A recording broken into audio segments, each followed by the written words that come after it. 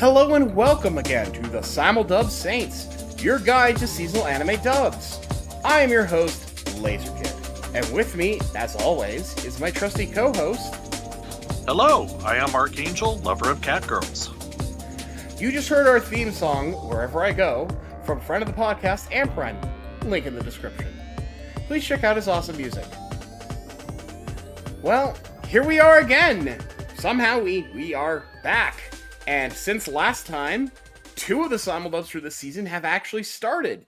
God's Games We Play and Remonster. I honestly haven't had a chance to jump on them just yet, but it's exciting that even though last season is still basically concluding, we're already kicking off into the new season with some stuff. But speaking of the last season, we didn't exist in the last season, but we were certainly watching in the last season. And it's a little early to go, even if we did watch one episode of God's Games We Play and Remonster, that's not exactly a lot to go off of yet. So we're here to talk about some of the best shows of the previous season. We each picked 2, and hilariously, we both picked one that was the same, so I went and picked a different one for my second one. But realistically, well, the real number 1 and number 2 are the same, which is Frieren, but like we said last time, we know you know about Frieren. It blew up all over the internet. So we're not going to spend any time on Frieren other than to say, go watch Frieren because it is in fact that good. We're just not going to waste your time with it because you already know that, unless you've been living under a rock. And now you know, so go watch Frieren. But we are going to talk about the next big one that didn't pull up the internet nearly to the level of Frieren, but was a big hit for both of us.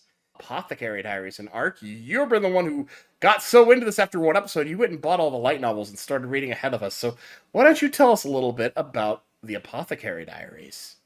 Okay, so it takes place in legally distinct Imperial China, which is to say it's a fictional world, but it's basically Imperial China. I mean, you're not wrong. Yeah, that's what it is. So it centers around the Forbidden City and particularly what's called, is it the Outer Court, I think it's called? Or is it the Inner Court? I forget. The Inner Palace for the first The part. Inner Palace, thank you. Again, my brain doesn't fixate on the little details very well, unfortunately. So it starts with arguably one of our 2 protagonists. I definitely say that it's a protagonist, and the next character is a deuteragonist. Is that a real word? Absolutely. It means the second most important character. Okay. I learned something today, folks. Okay. So anyway, our protagonist, Mao Mao, is a young lady working in the red light district of the capital city.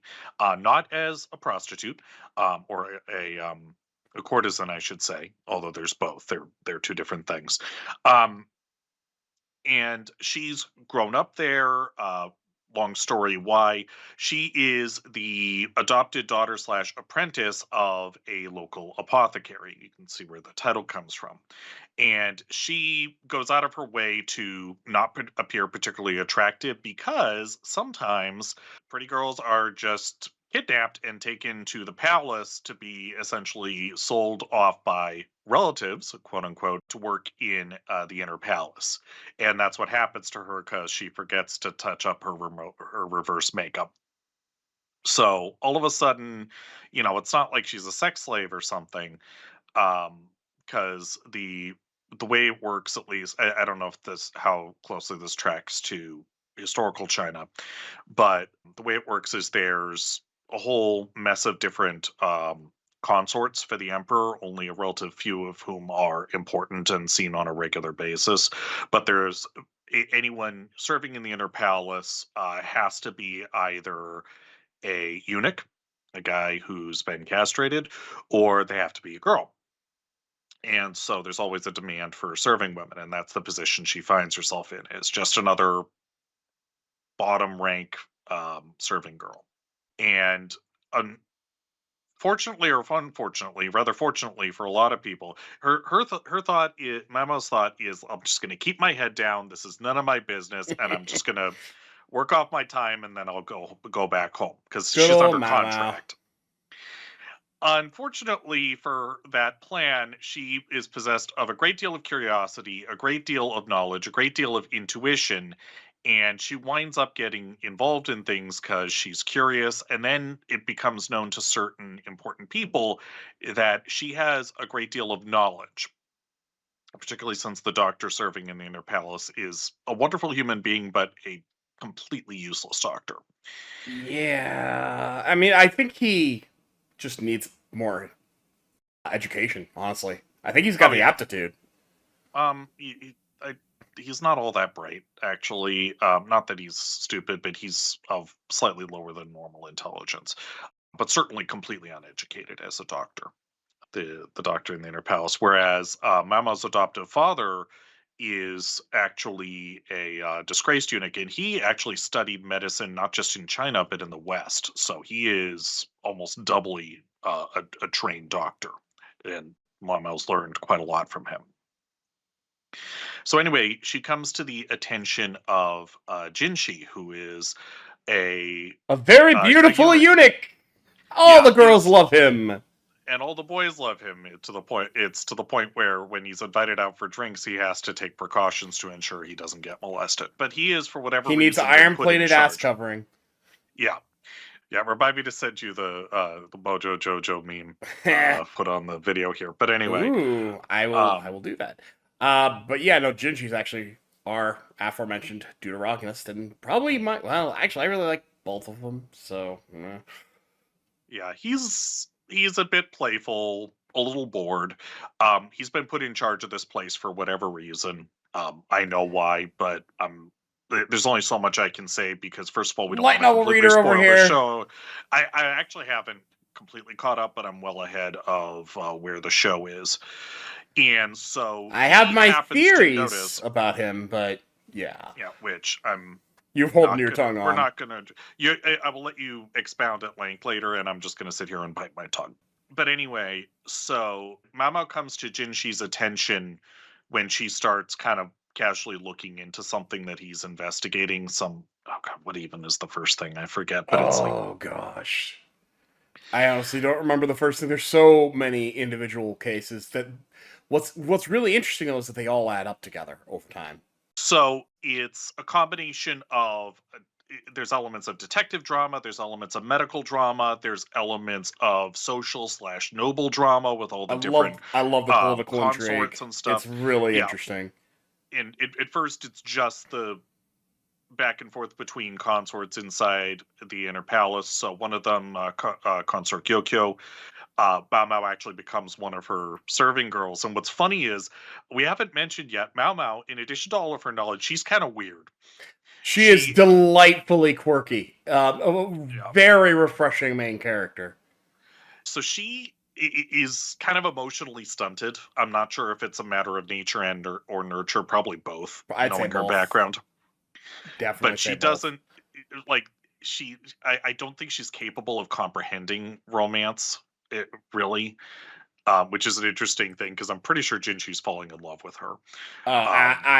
So The signs are very clear that the romance is happening between the two of them very yeah, slowly, which I really appreciate because we're yeah, not going. "Oh, I am in love immediately. yeah. Marry me." No, they're playing Yeah, it Mao slow. Mao might be feeling something for Jinshi, but if so, she has no idea what's going on. I She doesn't know I how to don't think parse it. I don't think either one of them realize it, and that's what's adorable about it. Yeah, And it's there's also also what's realistic. complicating factors on both ends. Absolutely, but that's what makes it feel real. And Yeah, that I think my ultimate take on this is that this feels very realistic in the way people behave. right. Um Um, But we haven't actually mentioned yet that Mao Mao has a taste for poison, and I mean that quite literally. She she enjoys at does. non-lethal within either at non-lethal doses or with a cure or an emetic standing by. She enjoys eating poison for the sensation of the tingling or whatever. Like I said, she's weird, She's very, very, very weird, but delightfully so. which leads to her official job for Consort Gyokyo is partly because Gyokyo and Jinchi are kind of friends, and so partly she's parked there to be Well, let's not available to forget she Jinchi. also saved her daughter's life. Oh, right. Or We'll get or into that. child's life. But she's an expert on poisons of all sorts, which you can see how a court intrigue environment this would be highly prized and highly valued. What's funny is that her first public event where she's the food taster for Concert Gyoko, and then the other three main consorts each have theirs. And because she's kind of the new girl, everybody's waiting for her to eat first, and she does. And she's smiling, she's enjoying it. So, but she hasn't said anything yet. So one of the other girls who's a food taster is like, "Oh, if she's smiling, it must be okay. If the expert's smiling, it must be okay." So she goes ahead and eats, and Mama, and after enjoying it, spits it out and says, "This is poisoned. You should get her a an emetic," pointing at the other girl, and just kind of wanders off. Oh my gosh. Mao Mao in a nutshell right there. And we could go for days going through all the crazy shit she does like that. But that's a perfect example of the beautiful quirkiness that is Mao Mao, and also Must Protect. Good lord. Yeah, so she's part doctor, part investigator, part food taster, um, part serving girl, part sex expert. Not, I'm pretty I sure forgot. She did write a she's sex a ed virgin. guide. She did. Yeah, she. I'm pretty sure she's a virgin. Oh, her knowledge is clearly at secondhand. Secondhand, yes. But she grew up in one of living in and working around the best brothel in the red light district. Yep, And she knows quite a bit from that. Yeah, I'd say Apothecary Diaries is a great mix of intrigue, romance to a very minor degree, but it's present. And honestly, comedy, because a lot of silly things happen. Oh yeah, it's very different in a good way. Exactly. Like, it's not any one thing. It's also a drama, obviously. There are plenty of sad moments, but it's not all one direction. It feels very real. It doesn't really fit in one box, and that's what makes it so special. I'm not sure whether to recommend, if you're like me and you want to both watch the anime and read the light novels. I'm not sure which to recommend you start with, because they are a little bit different. The novels are almost a little more detached. Well, our audience is going to watch the anime, probably. Oh, fair enough. But there are light novels if you want to continue the story, or if you prefer light novels. Yeah, I mean, but the anime is absolutely worth a watch. Oh yeah. Outside of Frieren, this would be my top pick for this past season. I think you'd probably say the same. In general, yes. Yeah, like, honestly, if you only watch two things from the last season, it's got to be Frieren and Apothecary Diaries. And honestly, they are both absolutely top tier. Sort of thing you do not see very often. That leads us into my next pick, Sasaki and Peeps. Magic Bird, let's go. Yeah. What's really cool about Sasaki and Peeps is there's a lot of things going on, but the basic story is we have our salaryman, good old Sasaki. He's working a fairly underpaid job from the sounds of it. He's even got coworkers like, "Hey, I'm gonna leave here and start a new place. You want to come with?" And he's just like, "I prefer keeping the old regular." He's one of those kind of guys. He just doesn't want to rock the boat. But oh boy, is he ever! Because he picks up a nice bird. It's always good to get a pet, especially when that pet has been isekai'd into our world from a fantasy world and is actually the mystical Star Sage. Fun ensues when Peeps decides he's going to teach Sasaki magic and also help him go back to Peeps' old fantasy world. All manner of craziness occurs in the fantasy world. There's political intrigue there between kingdoms. We end up with our primary connection out there being Viscount Mueller. But also, there's a battle for a succession between the first and second prince. All sorts of manner of things go on because Sasaki is bringing things back and forth. He's pulling a saving 80,000 gold in another world's plot where he's taking stuff from the real world, selling it in fantasy world for lots of money. Yeah, well, and it's deeply appreciated. Indeed. Is the thing. Although one thing that complicates his life is there's a somewhat unpredictable time variance between the worlds. There is. Which leads to him being late for appointments in the real world a lot. Indeed. And on that note, this could be a great anime if we just stop there. But it doesn't just stop there. Our world does not ignore the fact that he has magic, and he gets scouted by a organization of psychics that assume his power is psychic based, and he is not going to argue with that, and they give him employment there, which gets real fun when he gets paired with Hoshizaki, who is able to manipulate water, but can't create it. He can with magic create ice, so they get paired up. And they come across all kinds of crazy stuff, including the enemy psychic, because of course we have psychics for psychics. Just a side note, they call them psychics. It's really it's magic. It's magic, but they're calling them psychic. But you have on Earth, apparently, people who are born with magic have the one or two things they can do, and that's it. Whereas what Sasaki is learning is more we would traditionally think of as magic, where there's all different spells. And they actually do come across a recurring nemesis in Futari Shizuka, who is part of a rogue psychic group. But this goes from enemies to frenemies to slightly less antagonistic frenemies. I think it's fair to say business partners. Business partners is where they are at the moment. Yeah, I'd say so. But complicating things even further is the appearance of a magical girl who wants to exterminate the psychics.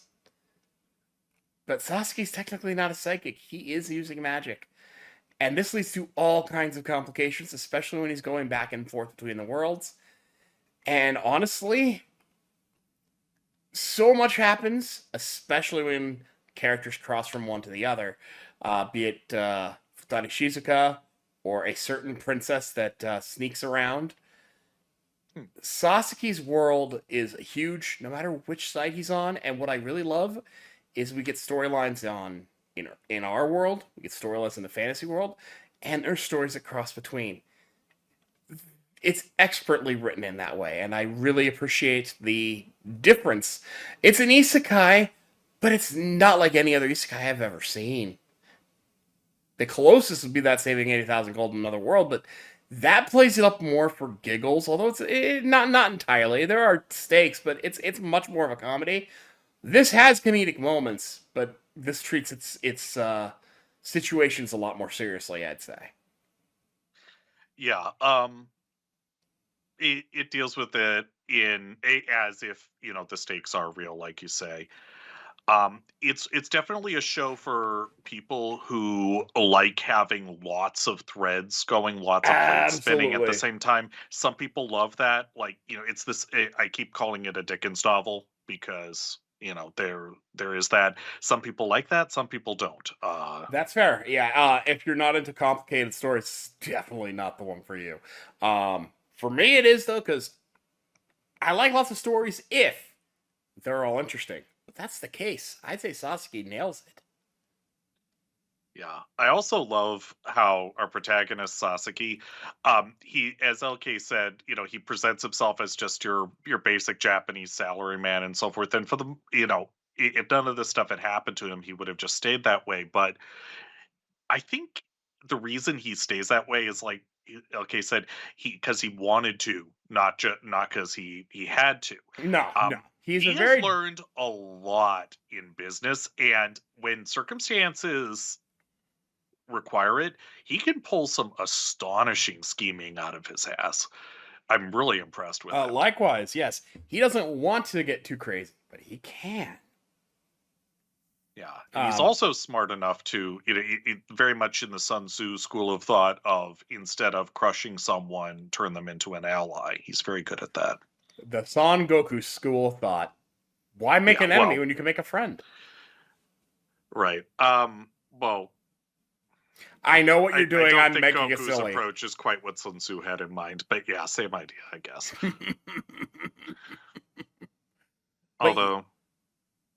Although reading ancient Chinese history, actually, it might be closer than you think. I mean, it's a guy thing. We beat each other up, and then we have a beer and laugh about it together later. That's very much a guy thing. True.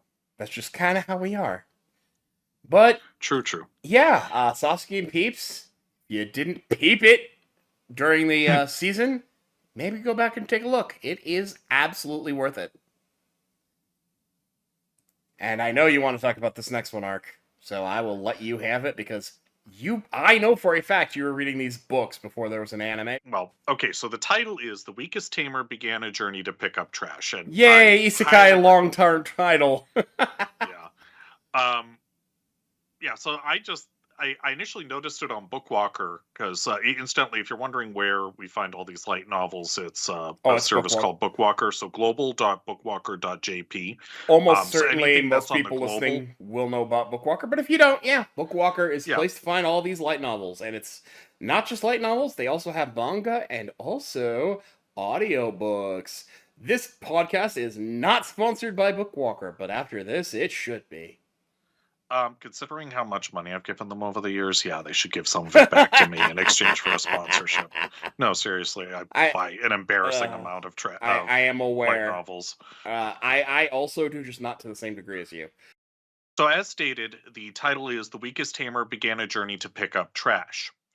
And so, I'm not sure if it truly qualifies as an isekai. Our protagonist Technically does have, only. yeah, very technically, in that our protagonist does have some memories, kind of fuzzy memories from a past life on apparently Earth. And I'm pretty sure her past self was a police detective or something like that. I could Long really story. see that. Considering all the logical leaps she makes, I forget what her birth name was, but basically, the way this works is that in this world, people are born with either one or two skills, things you're intrinsically good at, but you don't find out until you're like, what, 6 years old, if I recall correctly? Something like that, yeah. And you go anywhere from 1 to 3 stars, one being by far the most common, two is relatively rare, three is almost unheard of, but it does happen. And then occasionally you get people who are no stars. So our protagonist, who I'm going to call Ivy because that's the name she chose for herself, is born into a village run by an idiot and populated by other idiots who haven't left yet, including her parents. And basically, it Worst turns out parents since Gendo Ikari.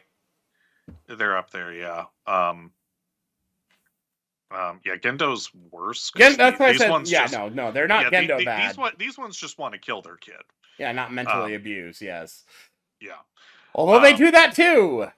yeah. Well, that's incidental, but rather than It's not intentional. deliberate, yeah, not deliberate for a specific purpose. But anyway, so after Ivy is revealed to be a no-star tamer, as it turns out, um, she is treated as an unperson and driven out of the village. The only person who will still talk to her is the village fortune teller, and she basically starts, living in the woods around the village, scavenging. She learns she can get a lot from the rubbish dump outside the town, which is part of where the title comes from. And this continues for several years until she's 9, I think. And then at this point, the chief tells her father, that the kid is still alive. Go find her and kill her. And so she hears about this and she leaves. Well, the push for that is the death of the fortune teller. Right. Which is the chief's fault quite deliberately, which is stupid because the Yeah. entire she's kind of the weak link in the entire town's economy, but that's a whole nother story. Yeah. So anyway, so this is a world full of extremely awesome people and extremely not awesome people. There's very little middle ground. Agreed. The characters are either really awesome or absolute trash. It needs to get picked up. See what I did there? Yeah, there's Uh, people who turn out to have more nuance past where the anime currently is, well, I'd but say there's one character in the anime that has some nuance. so some things have been simplified for the anime slightly, although it's very much in line with the books. But this actually does give one particular character a bit of nuance that she didn't have in the books. Basically, they did this to avoid having to introduce two more characters who we never see again. I'm actually So, glad for that change because I thought that was an interesting yeah, comparative to the others. it is. So I definitely approve. But anyway, so the fortune teller had told Ivy she should go to this particular village near the nation's capital. But if she finds a place she feels she belongs along the way, she should just stay there. So she starts journeying, and remember, she's a tamer, albeit technically, she finds a little what's called a collapsed slime in the novels, or I forget what they call it in the anime. But basically, a slime that's so weak that it usually dies within 24 hours, and nobody knows anything about them.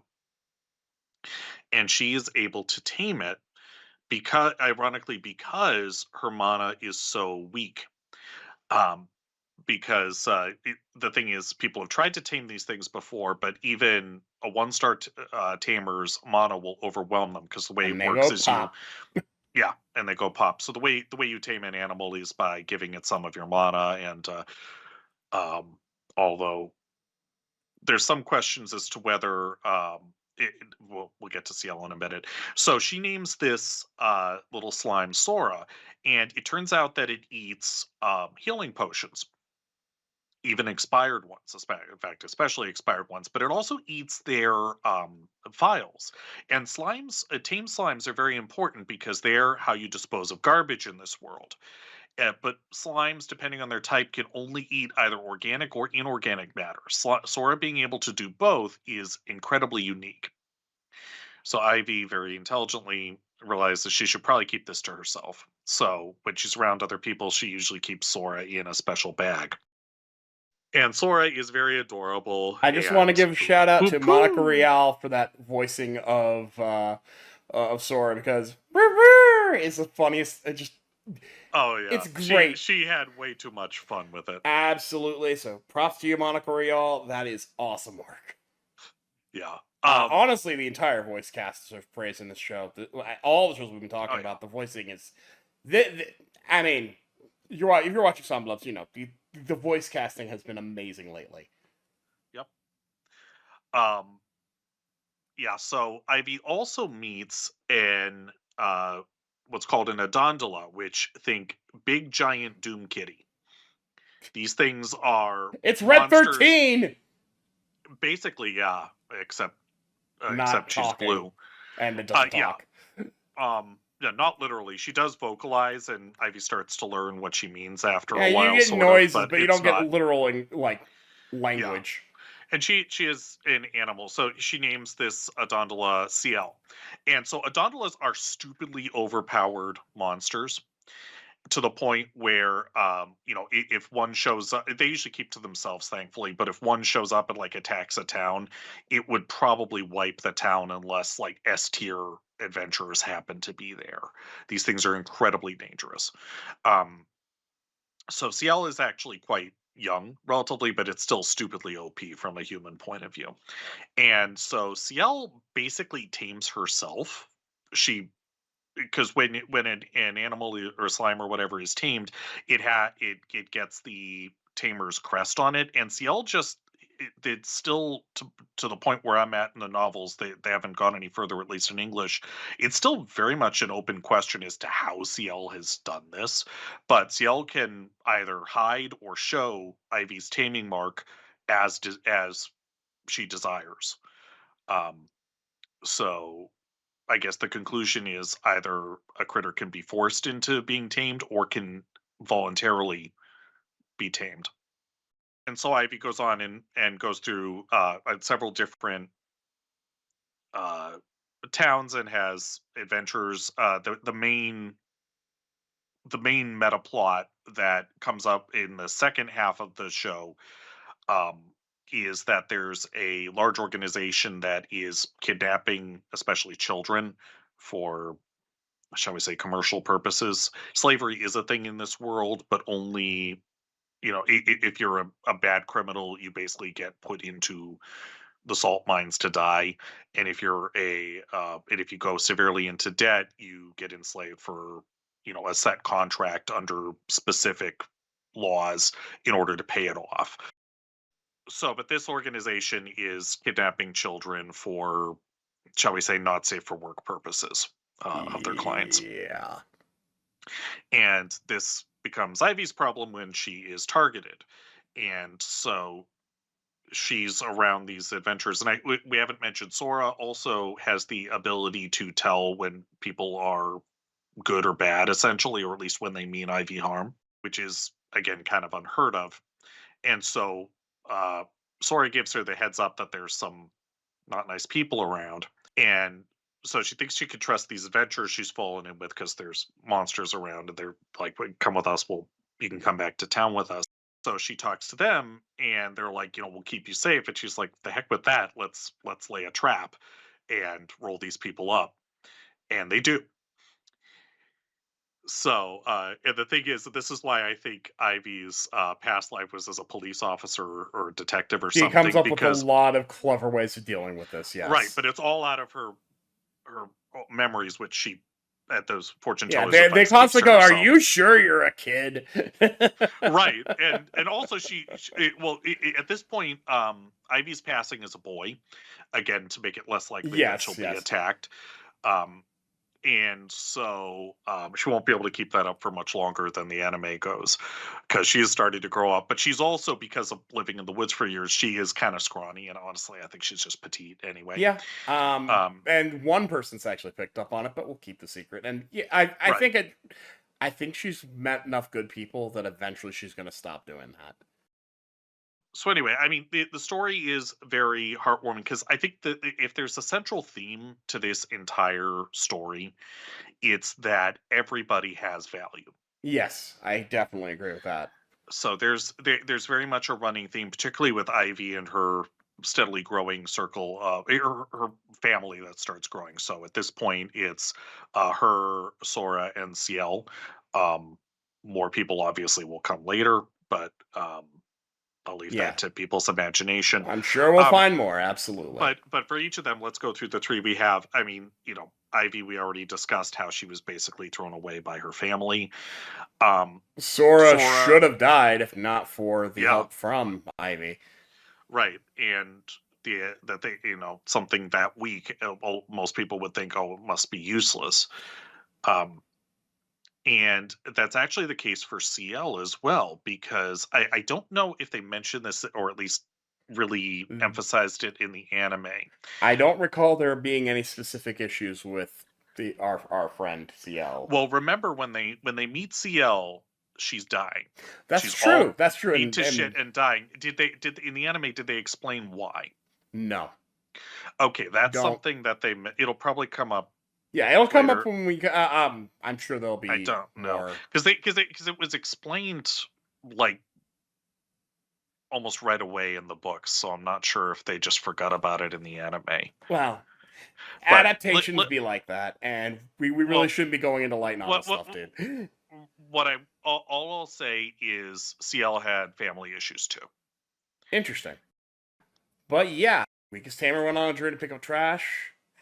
Was a great time. It's a very emotional roller coaster, but it's a good emotional roller coaster. I think we both really liked it. I know our crew really liked it when we all watched it together. Highly recommend. Indeed. And that brings us to the last show we're going to talk about today. The Demon Prince of Momochi House. This one is actually kind of similar in terms of value and such, because our main character, Himari Momochi, does not know her parents. They passed away. She doesn't really know what happened to them. But she has been willed their house. The titular Momochi house. But when she arrives, it's not abandoned. And this is, just for context, this is a big old Japanese-style traditional mansion on the top of a hill in the middle of a forest. It's a huge, huge estate. But it's got 3 people living there. One, Aoi Nanamori, and his, I'm just going to straight up say his familiars, Yukari and Ise. Aoi is the Omamori-sama of Momochi House, because you see, as the title, Demon Prince, which I consider to be misleading, because it's not really demon, It's got to be a translation it's thing. a translational thing. I think yokai would be a better translation than demon. I wouldn't even go with yokai. I'd go with oh god, what did they use in the show? I'm trying to remember the term they use. I don't think it's yokai that they went with. No, Ayakashi. Oh god, what was it? Ayakashi. Yeah. Yeah, I would go with Ayakashi. But so is that like a subspecies of yokai, or? I am so not getting to Japanese critters tonight. Fair enough. That is a whole rabbit hole. But he is the Omamori-sama or the Nue. He is the guardian of Momochi House, because Momochi House is the nexus between the living world and the world of the Ayakashi. And his job is to control that place, make sure things don't speak up from the spirit world to human world, or vice versa. But he also cannot leave Momochi House. He is stuck there, which is troublesome because he's only technically an Ayakashi, because he got the role of being the Omamori-sama, which he can transform into. But that wasn't his destiny. That was actually Himari's, being a Momochi. But he got there first due to manipulations of a shithead. Yeah. But so, exactly what Aoi is very much a matter of debate. And he's a human. He's a human that is partially kind of turning into an Ayakashi, he's turning into maybe an is possessed by an Ayakashi. He's not possessed. You can interpret it many different ways. I would not agree that he's possessed. He's in flux. He's between the two. And that's stated several times. Okay. He's not entirely human. He's not entirely Ayakashi. He's a little bit of both. But he has taken on familiars who similarly were either Ayakashi or human, who, for one reason or another, ended up becoming his familiars to save their lives from the looks of things. And they help him out. That would be Yukari and Ise, who are quite a bit of fun, actually. And we have all kinds of adventures. Of course, Himari goes to school in the area and makes some human friends, makes friends with her teacher, who is aforementioned shithead. Why? Yeah. Let's not explain all that, because it would take us forever. It's the crux of the show. So it absolutely is. But yeah. Good stuff. This reminds me a lot, and you've said something very similar as well, that this is a lot like Natsume's Book of Friends in the way it deals between, the supernatural and I am convinced it's the same continuity. I mean, I'm absolutely convinced that this is just different parts of Japan in the same world. I could see it. They behave very, very similarly, and honestly, just like Natsume, I end up watching the show and ending with a smile 9 times out of 10, except for when they get like sad cliffhangers. Right. It's very fulfilling to watch. The characters go through trauma, but they come out better. The triumph of the human spirit is absolutely a thing. Even when we have characters like Kasha, who's like I wouldn't say evil, but I would say mischievous Ayakashi. He's definitely an edgelord. Absolutely is an edgelord. But even he's like, I'll help out sometimes. Like, it's interesting to see the good in people in this show. For most of them, except for our aforementioned shithead. And even then, it gets complicated. But I don't want to spoil every bit of story for you, so if you want to know why it's complicated, perhaps you too should watch The Demon Prince of Momochi House. It's a lot of fun. It's slow-paced until it speeds up like a crazy person at the end. But it's a great run. It's a good story with fun characters. I highly recommend it. Indeed. And that takes us out of our recaps. I do have one piece of news that I missed earlier. I'm a dum-dum. if you all recall, last time I'm like, I know we're going to get some more shows announced, and one of them is probably going to be ReZero, and then there was one other that I couldn't remember. That, of course, was My Hero Academia Season 7, which now has an official announced release date for the sub of May 4th. The dub is TBA because Crunchyroll doesn't know how to schedule, but I'd expect 2 weeks after May 4th. Hero Academia is coming back. If you're already into Hero Academia, you know what you're in for. I'd say you're in for a good time. If you're not into Hero Academia, I don't think this is where you jump in, Archangel. I don't think you jump in at season 7. I don't think that's a good idea. No, thank you. Although I do need to watch Academia. Yes, I would love to watch that with you sometime because it's a good time. But yeah, that in is in fact coming. We will do that in our copious free time. Oh yeah, so much of that, absolutely.